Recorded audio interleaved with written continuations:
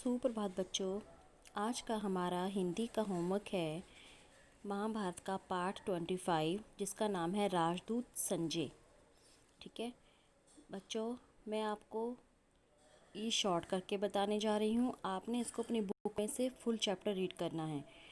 देखिए इसमें क्या होता है कि जैसे युद्ध छिड़ता है, ठीक है, तो इसमें कहते हैं कि जो पांचाल नरेश के पुरोहित ने धृतराष्ट्र से कहते हैं कि जो युधिष्ठिर का विचार है कि युद्ध से संसार का ही नाश होगा, इसी कारण वे युद्ध से घृणा करते हैं।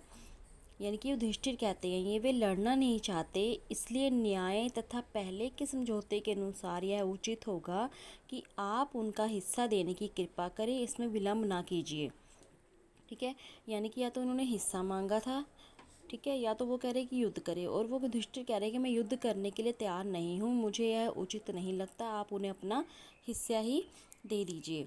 तो इस पर कर्ण से भीष्म ने कहा है कि तुम बेकार की बातें क्यों कर रहे हो। यदि हम युधिष्ठिर के दूत के कहे के अनुसार संधि नहीं करेंगे तो निश्चय ही युद्ध छिड़ जाएगा और उसमें दुर्योधन आदि सबको पराजित होकर मृत्यु के मुंह में ही जाना पड़ेगा।